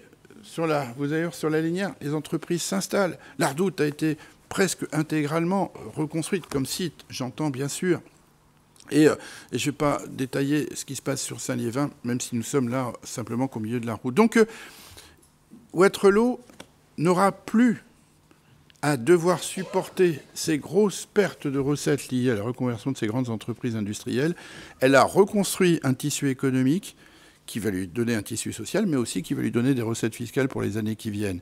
Et fondamentalement, la réussite du point de vue financier, elle est là, elle est au bout de la route, elle est dans les années qui viennent. On sait que 2026, 2027, 2028, 2029 seront des années où tous ces investissements en profondeur vont réassurer une nouvelle stabilité de ressources à notre ville. Or, qui dit ressources, dit moyens pour financer les fonctionnements des services, dit moyens pour financer aussi les investissements et continuer à moderniser la ville. Donc, oui, nous sommes au bord de la réussite, je le maintiens. Donc, c'est loin. Et tout cela, encore une fois, ça a été rappelé, merci de le rappeler, depuis 2010, on a dû faire un effort d'endettement, c'est vrai, entre 2000 et 2010, parce que quand on n'a pas la ressource, il faut bien utiliser un levier. Depuis 2010, l'endettement ne cesse de diminuer. Et j'ai montré à quel niveau, maintenant, il commençait à bien s'afficher, très en dessous de notre recette de fonctionnement. Et qui plus est, je le rappelle, ces 5 dernières années, on a baissé le taux de la fiscalité 4 fois. 4 fois. Nous sommes la seule ville du Nord-Pas-de-Calais à avoir pu faire ça 4 fois de suite. Donc, si vous appelez ça un mauvais bilan, dont acte. Je ne le sens pas comme tel. Et donc, je ne vais pas faire l'apologie de notre travail, mais de ce point de vue-là, je pense qu'il y a un contraste assez fort entre cette appellation et la réalité. Deuxième point, dépenses de personnel. Une correction, Monsieur Ritchie, je vous en adresse des excuses d'ailleurs, elle est technique. Vous avez cité le chiffre de 71%, qui n'est pas vrai, parce qu'il est celui qui figurait dans l'annexe 3, où, lorsque le document avait été établi, l'agent responsable des tableaux, de ces tableaux de chiffres, avait mis la masse salariale, il avait mis l'estimation qu'il avait des dépenses réelles de fonctionnement de l'année 2024. Sauf que c'était très en cours de route. Il était écrit 51,5. Si vous mettez 36,6 sur 51,5, vous arrivez à 71%. La réalité, c'est qu'on a eu 55,5 millions d'euros. Et si vous rapportez 36,6 à 55,5, vous arrivez à 66,6% des dépenses de personnel, donc pas à 71. Il n'en reste pas moins que, bien sûr, c'est une caractéristique de fond. 2 tiers des dépenses de la ville concernent le personnel. Alors, dans le personnel, il y a les effets prix et les effets nominaux. Les effets prix, je les rappelle simplement, 3,5% d'augmentation du point d'indice en juillet 2022. 1,5% du point d'indice en juillet 2023. La prime pouvoir d'achat que nous nous honorons d'avoir votée l'année dernière pour les plus basses rémunérations, c'était déjà à elle seule 170 000 euros, plus les 5 points d'indice au début de l'année, au 1er janvier. Au total, 2 millions d'euros de dépenses de personnel en plus. 2 millions d'euros de... Alors vous allez me dire, bah oui, mais c'est 2 millions, pourquoi? Il y a eu une augmentation des effectifs, comme ça a été dit. Non, j'y reviens dans un instant. Pas du tout. Pas du tout. Je veux dire, si on regarde la réalité des chiffres sur les évolutions du personnel, on a eu 47 entrées en 2023, mais on a eu 76 sorties. Donc solde net, en nombre d'agents à la fin de l'année, moins 29 agents de moins sur l'année 2023. 2024, 41 entrées, 74 sorties. Solde net, 39 agents de moins en 2024 par rapport à l'année précédente. Sauf que ça a ses limites. On doit payer un effet prix pour faire face aux revalorisations. Ça pousse Les 2 millions tiennent compte du fait qu'on a quand même 29 plus 39 agents de moins, 68 agents de moins en 2 ans. Il nous faut trouver, j'aime bien l'expression que vous avez utilisée, M. Ricci, une forme d'équilibre aussi entre les services qu'on rend à la population et la rémunération de nos agents. On a à faire face à des obligations réglementaires, on a à faire face à des besoins de services publics de la population. Donc non, il n'y a pas de dérapage des dépenses de personnel liées à des je ne sais quels recrutements, je ne sais quels effectifs superfétatoires pour faire plaisir aux maires ou aux électeurs. Malheureusement, non. Je ne connais aucun adjoint dans cette salle qui n'est pas venu me voir en disant « j'aimerais bien avoir des collaborateurs supplémentaires dans la compétence qui est la mienne ». À commencer par moi. D'ailleurs, j'aimerais bien qu'on en ait plus sur telle et telle priorité. Sauf que je ne sais pas faire. Je ne sais pas faire parce que j'ai à faire face à des obligations réglementaires, à l'augmentation des rémunérations. Et aujourd'hui, c'est simple, l'augmentation des rémunérations, elle se finance pour une partie par le départ d'un certain nombre d'agents. Ça a des limites.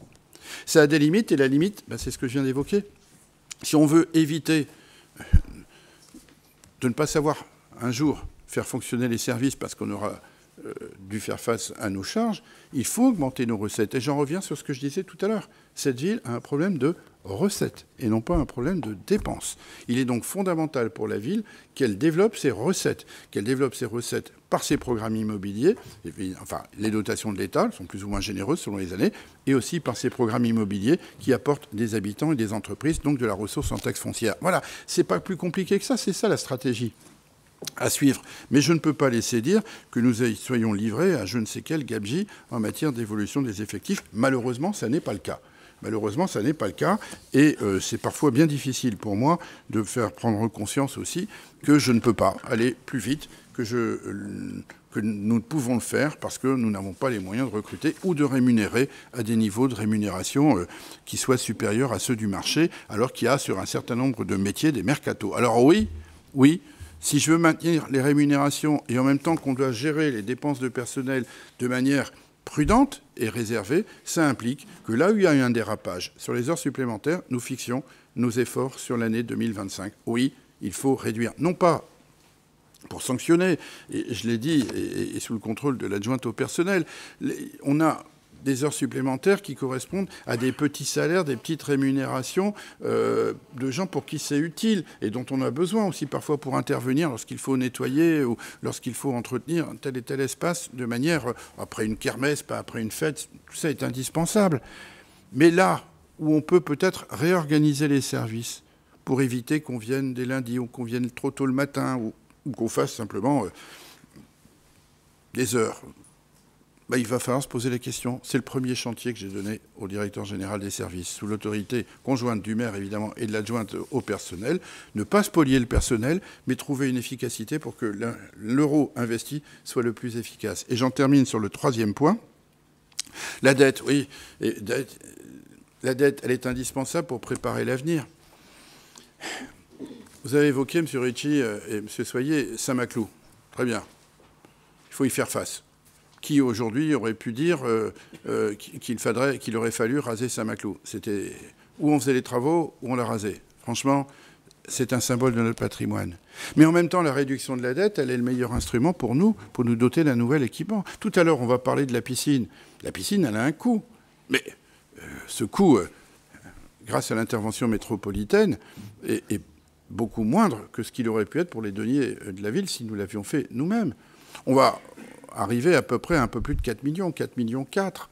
4 millions 4, mais on l'évoquera tout à l'heure, ces 4 millions 4, ils seront étalés dans le temps. Les travaux sont de 2027 à 2027-2028, 2026, 2027, 2028.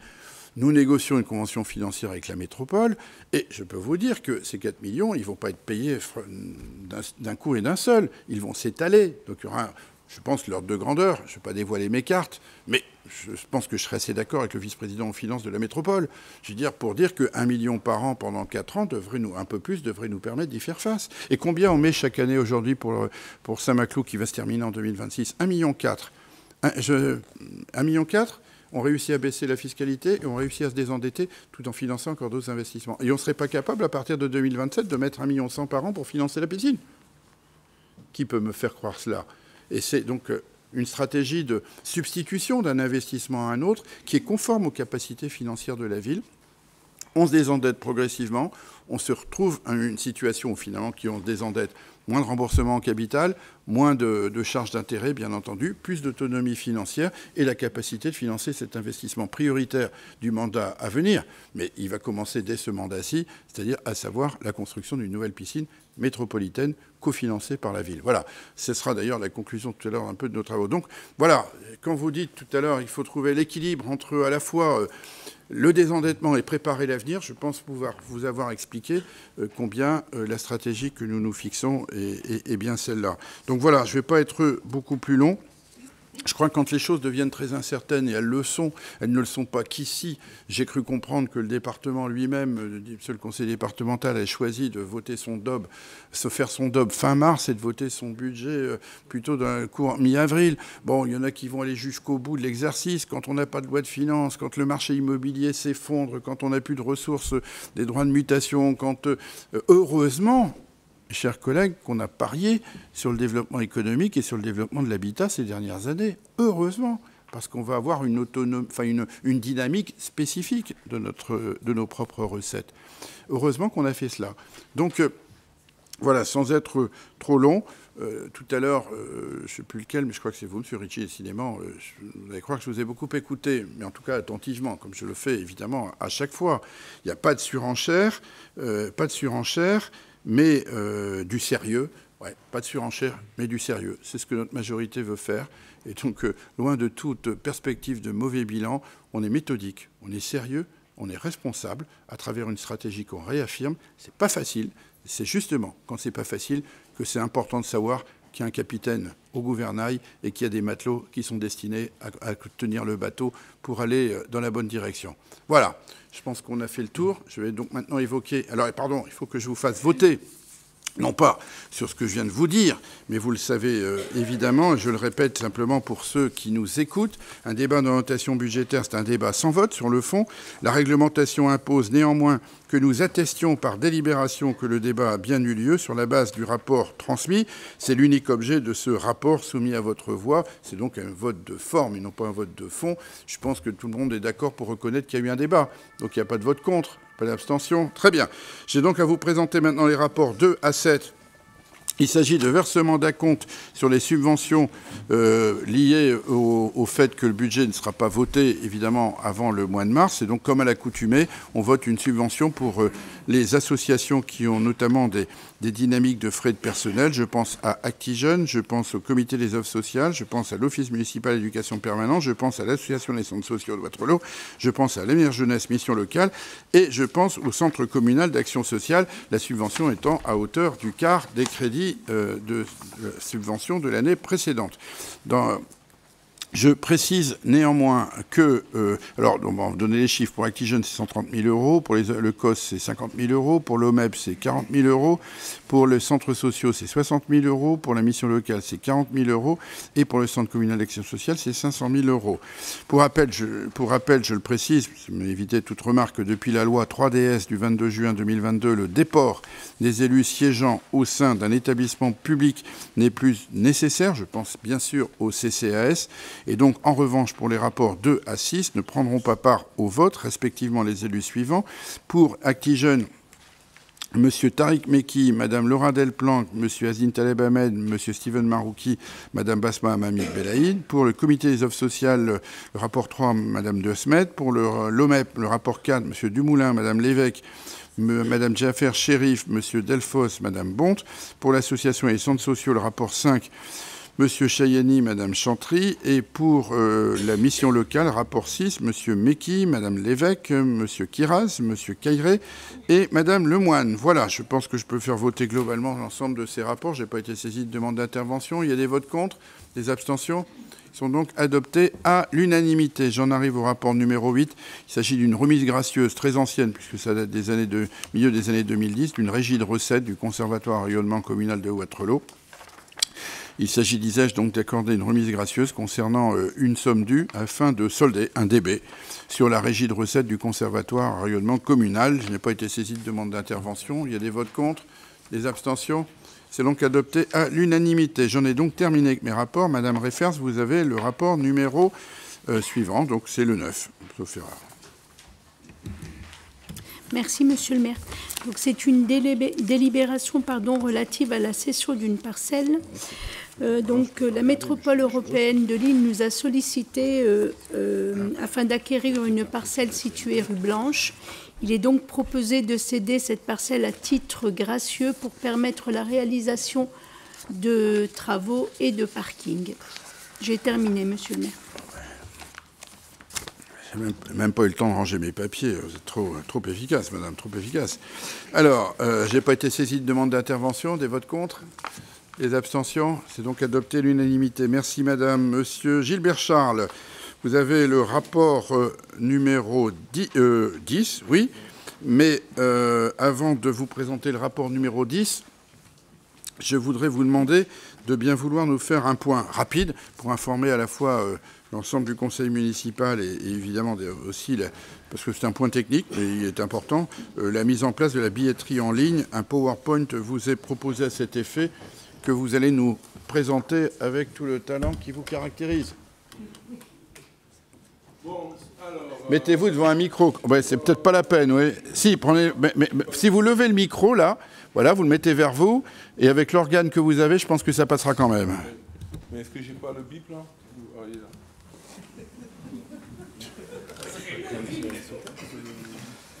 Alors, les cheminées, ça va. Les cheminées, c'est mais t'es plus jeune que moi, tu t'en souviens mieux. Oui, mais si je veux changer de page. Ah, c'est vous qui le faites, là? Oui. Non, ça, c'est pour montrer sur l'écran seulement. Oui, non, d'accord. D'habitude, c'est moi qui manipule. Hein. Alors, au niveau de la billetterie en ligne, c'est donc la billetterie en ligne fait partie du projet électoral. Pourquoi la billetterie en ligne? Eh bien, pour 3 raisons principales. La première, c'est de permettre aux personnes qui n'ont pas la possibilité de se rendre à l'Office du tourisme pour acheter des billets, de pouvoir quand même assister au spectacle à Waterloo en réservant des billets en ligne sur une billetterie dédiée à cet effet. La deuxième raison, le fait que nos spectacles ou concerts ne soient pas mis en ligne sur les billetteries de vente amoindrit la visibilité de nos programmations. Moins de visibilité égale moins envie de venir assister au spectacle, et même méconnaissance des spectacles. Donc, moins de ventes. La troisième possibilité, et ce n'est pas la moindre, permettra à la billetterie en ligne de réserver des billets 24 heures sur 24, 7 jours sur 7, et quel que soit l'endroit où on se trouve. Du fait, la billetterie en ligne, c'est une belle transition numérique. Aujourd'hui, les billets sont vendus essentiellement sur 4 points de vente. Plus de 5000 billets sont vendus tous les ans. Ce sont des billets sous format papier. Ils sont donc vendus à l'Office du tourisme, au CSE, à la boîte à musique et au conservatoire principalement. De temps en temps, il y a des ventes de billets en ligne, mais il s'agit de billets gratuits qui sont mis en place par le conservatoire de musique, ou alors de billets pour des spectacles gérés par des artistes eux-mêmes. On peut aller... Alors, pour que la billetterie en ligne fonctionne, nous avons mis en place une équipe efficace avec le service informatique que je remercie. Et nous avons dû choisir un prestataire. Ce prestataire, il s'appelle Billet Web. Il est bien connu du monde artistique. Il l'utilise régulièrement. C'est un site, je dois le préciser, sécurisé. Ça veut dire que tous les paiements en ligne sont sûrs. Ce site, Billet Web, il est très pratique. Il est très pratique à la fois pour l'organisateur et à la fois pour l'utilisateur. L'organisateur, il pourra créer très facilement une plateforme d'inscription en quelques clics de sa manifestation. En 5 minutes, il pourra présenter son spectacle, mettre des photos, mettre les tarifs, enfin voilà, il mettra toutes les informations qu'il désire. Le spectateur, lui, qu'est-ce qu'il fera? Il ira sur billet web, tapera Waterloo, il verra les nombreux spectacles qui sont proposés, il en choisira un, il ira ensuite remplir un petit formulaire avec ses coordonnées, il paiera le montant du spectacle, les prix ne changeront pas, 3 €, 6 € ou 9 € selon votre catégorie, ce qui est minime, n'est-ce pas? Et ensuite, il validera et il sera inscrit. On peut passer au slide suivant, voilà. Et le spectateur recevra sur sa messagerie le billet personnalisé. Il prendra, la personne ira au spectacle, présentera le billet qu'il aura imprimé s'il désire l'imprimer, ou il présentera le billet sur son téléphone portable. L'organisateur, lui, bipera le QR code que vous voyez ici, un tout petit. Il bipera le billet et ça permettra une fluidité en fait, des spectateurs. Ça permettra également de savoir qui est là, qui n'est pas là, est-ce que des personnes sont en retard. On peut aller au slide suivant. Voilà. Alors, billet web, c'est également un prestataire qui pourra nous fournir des informations importantes. Le nombre de participants par spectacle, les catégories d'âge, les endroits d'où ils viennent, etc. Grâce à ces statistiques, on pourra donc affiner nos futures programmations. On peut aller au slide suivant. Alors, qu'est-ce que ça coûte? Ça coûte un petit peu d'argent, mais pas tant que ça. Tant mieux. Le plus gros investissement sera la première année, ici. Un peu plus de 6 000 €. Pourquoi? Parce qu'il faudra investir dans des terminaux de paiement, ce qu'on appelle les TPE. Il y en aura un pour chaque site de vente. Il y aura également des imprimantes, parce que les personnes qui arriveront sur place et qui n'auront pas acheté leur billet pourront quand même acheter sur place leur billet et payer par carte bleue, et du coup, on pourra imprimer leur billet. Les personnes qui seront en panne de téléphone portable, on pourra réimprimer leur billet également. On aura donc des achats d'ordinateurs, puisque forcément, il faudra gérer tout ça par les ordinateurs. Enfin, il y aura des coûts de fonctionnement annuels. Tous les ans, il y aura à peu près 2 000 € qui vont permettre la billetterie, le fonctionnement de la billetterie en ligne. Billet web, bien sûr, c'est rémunère, c'est payant. Mais comment ça fonctionne? En fait, billet web, sur chaque billet, prendra 1% du prix de vente. Imaginons que le billet soit à 9 €, 1% de 9 €, 9 centimes. Ensuite, il prendra 29 centimes de commission par billet, chaque billet. Donc, au total, il prendra 29 centimes, plus 9 centimes, 38 centimes. Si vous vendez 1000 billets, 1000 billets à 38 centimes, ça fait 380 €. Ça coûtera donc à la ville 380 €. Le spectateur ne paiera pas 1 centime en plus. Imaginons que les 5000 billets que l'on vend tous les ans sous format papier, qu'on ne les vende plus par papier, c'est juste une hypothèse, ça ne se produira pas. Ça veut dire que 5000 billets, ça coûterait moins de 2000 €. Donc, voilà le coût de la billetterie en ligne. Donc, c'est un coût assez raisonnable par rapport à tous les services qui vont nous vendre. Bon, voilà. Donc, en gros, c'est un nouvel outil de vente numérique qui va renforcer nos outils de vente actuels, qui ne sera pas concurrentiel, qui ne va rien changer aux habitudes de nos spectateurs, à part que nous risquons d'avoir des ventes en plus, parce qu'en effet, il va y avoir, nous l'espérons, des visiteurs en plus qui ne seront pas forcément waterloosiens, qui seront peut-être parisiens, londoniens, bruxellois, et voilà, on peut tout imaginer. Bon, je crois que... Perpignanais. Eux, ils auront un tarif réduit. Hein. Pas de favoritisme, monsieur le maire. Voilà, donc je crois que je n'ai rien oublié. Est-ce que vous avez des questions? J'allais poser la question, monsieur. Mais bon. Y a-t-il des questions à poser à notre adjoint? Préciser peut-être pour les personnes âgées. Peut-être préciser pour les personnes âgées suite à notre rencontre. Mais pour les personnes âgées, ça ne changera absolument rien. C'est-à-dire qu'elles pourront toujours se rendre à l'office du tourisme pour acheter leurs billets. Elles pourront toujours venir sur place le jour du spectacle si elles n'ont pas eu le temps d'acheter leurs billets à l'avance. Il y aura une partie des billets qui sera réservée à la vente sur place. Tout ne sera pas mis à la vente en ligne. Il y aura une partie prévue justement pour les personnes qui n'ont pas non plus la possibilité d'acheter en ligne et qui n'ont pas la possibilité de se rendre à l'office du tourisme. Donc, normalement, tout devrait bien se passer. Très bien, monsieur Charles. Ça s'appelle, je pense, une réorganisation et en même temps une modernisation. Oui. Donc voilà. Donc c'est une modernisation réorganisationnelle ou une réorganisation modernisatrice, comme vous voudrez. Très bien. Allez, ça ne va pas vous dispenser de présenter votre rapport suivant. Alors là, pour ce, je vais m'asseoir. Alors, en ce qui concerne le rapport numéro 10,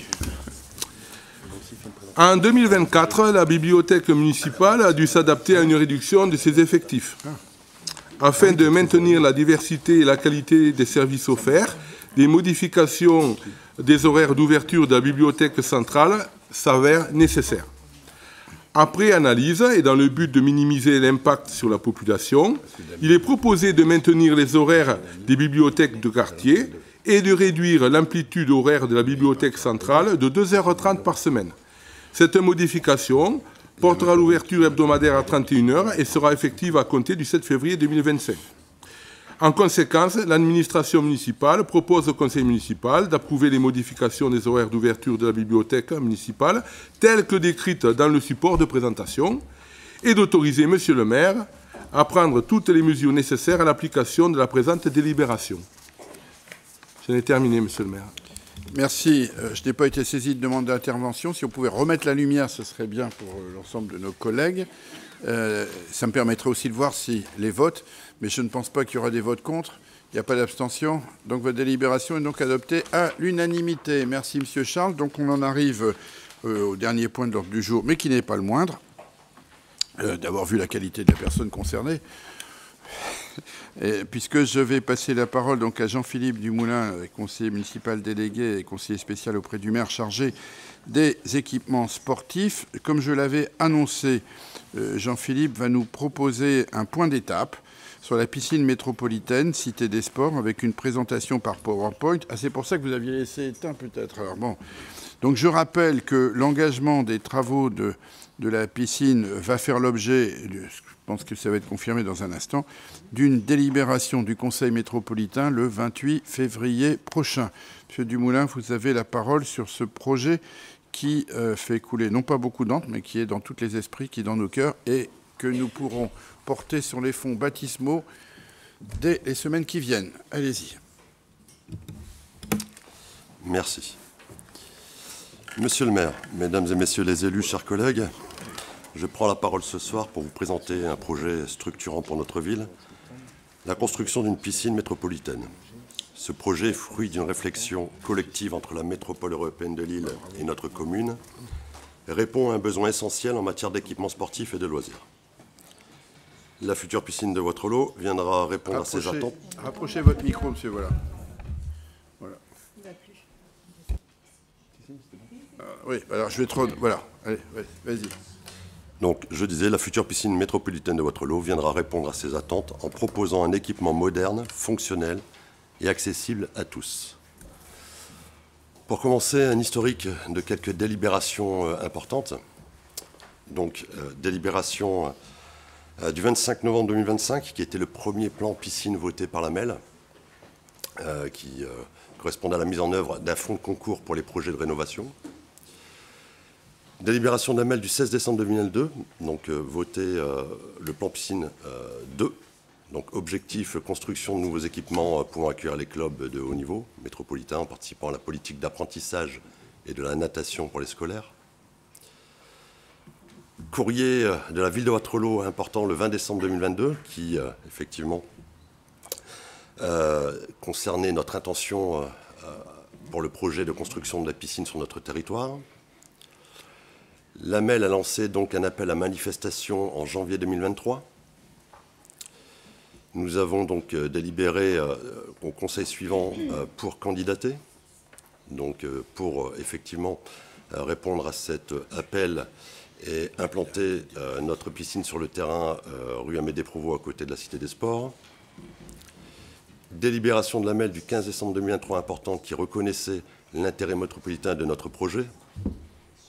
Et quelques réunions, enfin il y en a eu d'autres, mais importantes en juin, septembre et octobre 2024, où nous avons préparé donc, le programme pour une convergence des besoins éducatifs, sportifs, ludiques, et bien sûr l'étude de faisabilité technique et financière. Et 27 juin 2024, date importante où le comité de pilotage a validé notre programme. Donc je précise avant tout que ce sont des photos d'illustration. Nous n'avons pas encore, bien évidemment, les photos de notre future piscine, mais ça peut vous donner un avant-goût de à quoi elle ressemblera, je l'espère, nous l'espérons tous prochainement. Donc celle-ci sera équipée de 2 bassins. Donc un premier bassin, donc ce qu'on appelle un bassin sportif, un bassin de nage, de 6 couloirs, donc pour 375 mètres carrés. Donc c'est ce qui se fait aujourd'hui un peu partout pour accueillir notamment les compétitions. Donc elle aura une profondeur, pour votre information, d'1,80 m. Nous aurons tout le matériel adapté pour la pratique sportive. Et ensuite un bassin ludique d'une forme libre de 120 mètres carrés avec 2 couloirs d'apprentissage de 15 mètres, donc pour les plus petits. Donc pour une surface totale de 495 mètres carrés, qui correspond bien sûr aux proportions équivalentes à celles de la piscine de Beaulieu auparavant. Donc la piscine sera conforme aux besoins des scolaires et des clubs sportifs. Elle pourra offrir environ 240 séances aux écoles primaires waterlooziennes. Elle pourra aussi offrir des créneaux pour les secondaires. Elle aura 2 grands vestiaires collectifs, une aire de stationnement et retournement et 2 bus, tout ça pour les scolaires. Pour les clubs sportifs, elle pourra accueillir des compétitions officielles, pour notamment les clubs de natation et de water-polo, dégager des mises à disposition pour leur entraînement, pour les entraînements. Elle sera équipée aussi de locaux de stockage spécifiques pour chaque club, plus local de gonflage pour les bouteilles de plongée. De plus, elle sera équipée d'agréments ludiques et de loisirs. Donc ça, ce sont des choses que la ville, bien sûr avec l'AMEL, mais que nous avons souhaité très fortement. Donc elle aura une pataugeoire pour les tout petits avec des jeux d'eau, indépendante bien sûr des bassins, qui sera d'environ 40 mètres carrés. Elle aura pour le loisir de tous un pataglisse, équipé d'un pataglisse, donc vous voyez la photo au milieu, en espace indépendant aussi, donc de 20 mètres par 3 couloirs. Et nous aurons des gradins pour les compétitions, aussi pour les familles, pour venir assister aux cours de natation de 130 mètres carrés, qui correspond à peu près à 200 places. Nous aurons de beaux espaces extérieurs, verts et adaptables. Donc nous aurons un espace de stationnement végétalisé avec une aire de repos de 2 bus, de retournement, excusez-moi, de repos, de 2 bus, avec 3 à 5 bornes électriques. Et bien sûr, stationnement couvert pour les vélos et tous les dos. Nous aurons un solarium extérieur, nous pourrons faire bronzette l'été, des espaces verts aménagés sur la parcelle, arbres, hautes tiges, talus, et une disponibilité pour des développements ultérieurs. Donc tout ça bâti sur, enfin la piscine sera bâtie sur 3285 mètres carrés, sur une hauteur de 22 mètres pour votre information, avec des extérieurs dont on parle de 9315 mètres carrés, permettant, comme je l'ai dit, un déploiement pour des projets futurs. Accueil, confort, vestiaire. Donc nous aurons des vestiaires collectifs pour 2 groupes simultanés, 380 casiers avec des serrures électroniques, espace et séances réservables en ligne, piscine inclusive, bien sûr, accueil adapté pour les personnes en situation de handicap, et bien sûr un confort thermique, acoustique et olfactif. Et je rajouterai aussi traitement de l'eau par l'ozone. Vous pouvez voir un schéma, le schéma fonctionnel de notre futur centre aquatique. Donc voilà, qui va de la rue, donc les vestiaires qui seront complètement sur ma droite, les bureaux. Vous voyez voilà, un peu comment elle sera. Le solarium, hein, qui est une grande partie, qui sera à l'arrière de la piscine. On peut passer, il y a un autre plan aussi, je pense, qui a été validé, enfin, qui a été retenu. Voilà. Donc ça, c'est le plan qui a été validé. Donc là, c'est tout petit, mais bon, ça peut déjà vous donner une petite idée de la disposition des bassins. Donc ce que nous avons souhaité aussi, c'est une plage, ce qu'on appelle des plages, donc entre le bassin sportif et le bassin ludique, une grande plage de séparation qui permet bien sûr de différencier les deux parties de la piscine, avec d'un côté plus un bassin pour les amateurs de natation et sportifs, et de l'autre côté un bassin ludique de loisirs, avec tous les équipements qui pourront prendre du loisir. On peut passer, merci. Donc, bien sûr, celui-ci sera un équipement durable et responsable, hein, dans le cadre de la certification HQE, de la démarche REF 3 de la région Hauts-de-France et de la loi d'accélération de la production d'énergie renouvelable, APER 2023. Les dispositions suivantes sont prévues en matière de construction. Donc, elle sera équipée de panneaux photovoltaïques sur toiture sèche, bien sûr. Donc là, vous voyez, à peu près 500 m² de panneaux photovoltaïques seront mis en place. Récupération d'énergie, donc sur les douches, bâches tampons des bassins et système de déshumidification. Récupération des eaux par les pédiluves, les bassins, douches et eaux pluviales. Il y aura une centrale de traitement d'air et thermodynamique. Système de déshumidification et ventilation naturelle. Très faible consommation, il faut le savoir, inférieure à 90 litres par jour par baigneur, ce qui est vraiment pas grand-chose par rapport aux anciennes piscines, et inférieur aussi à 2800 kWh par mètre carré. Le budget estimatif, comme on en a parlé vite fait tout à l'heure, donc là on parle, si je ne me trompe pas, là c'est du hors taxe, hein, on est bien d'accord. Donc en hors taxe, la piscine a un coût total de 15 409 000 euros, dont, comme on l'a dit tout à l'heure, 4 millions à peu près et demi pour la ville de Wattrelos et 11 millions pratiquement pour la MEL. Donc 70-30.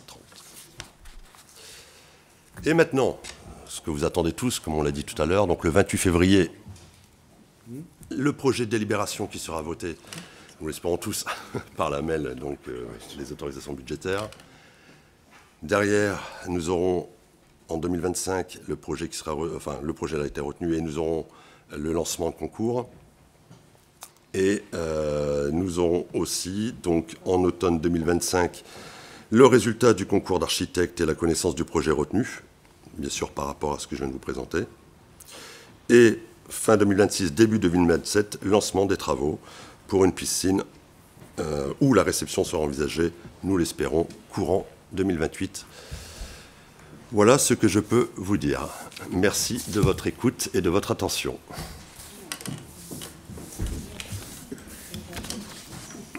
Merci sur cette présentation d'un projet phare dont je me rappelle une petite erreur tout à l'heure, c'est Clang a fourché au tout début, M.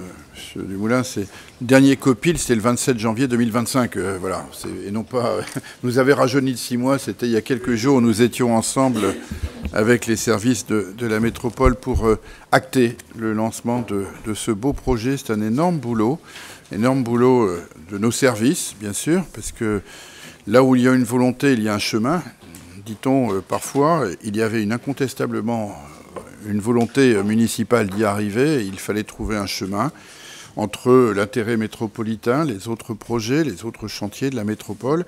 Et je pense que le résultat auquel nous parvenons et qui sera acté le 28 février par une délibération avec le lancement des procédures, comme vous l'avez dit, lancement de l'appel à projet, lancement du concours d'architecte, remise des concours qui vont se faire en 2 temps, une précision, puisque c'est un beau projet, et qui dit beau projet dit souvent beaux prestataires qui se mobilisent. On s'attend à plusieurs dizaines, sans doute, de de projets d'entreprise, de groupements d'entreprises qui viendront soumissionner un projet. Et au bout du bout, très vite, évidemment, il faudra que dans la procédure, que le comité de pilotage, nous puissions choisir 3, 4, je ne sais pas, projets au maximum qui se finaliseront de manière à ce que nous puissions acter d'ici la fin de l'année, l'automne, avez-vous dit, et je pense que ce sera la bonne date, en effet, un projet phare qui ensuite fera l'objet des passations de marché, de la préparation des travaux qui va nous occuper sur le début de l'année 2026 et jusqu'à l'été 2026 et une accélération des travaux pour une ouverture, on l'espère tous, au plus tard, à l'été 2028. Et si c'est possible avant, ben, ce sera pas plus mal. Voilà. Mais le projet, il est clair, le financement, il est établi. J'en profite d'ailleurs pour ajouter un point. C'est que, nonobstant ce qu'a dit Jean-Philippe Dumoulin, ce sera gravé dans le marbre, puisque le 28 février, il y aura également, au-delà de la délibération métropolitaine, une délibération budgétaire qui va inscrire le financement des 15 millions en autorisation de programme, avec donc c'est ce qui permet d'inscrire dans les comptes de manière pluriannuelle au sein du plan piscine 2. La piscine de Wattrelos sera clairement identifiée et elle sera inscrite dans les financements prévisionnels de la métropole. Voilà. Est-ce qu'il y a des questions que vous souhaiteriez poser à Jean-Philippe Dumoulin? Parce qu'après tout, c'est un beau sujet qui peut susciter des questions, même si je pense que l'exposé, au stade où nous en sommes, a été très précis et très concret. Non.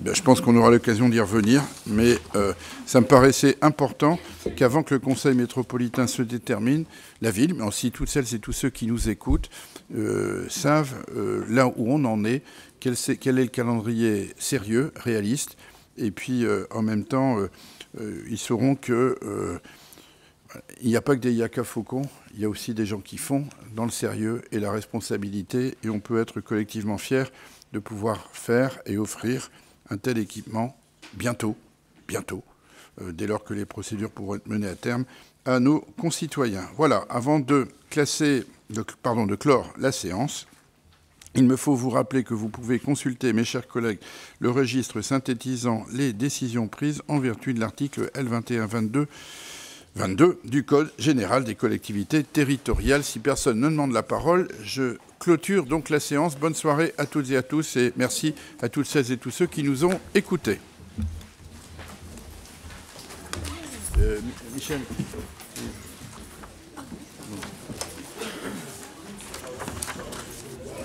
Ben voilà, 8h moins 10.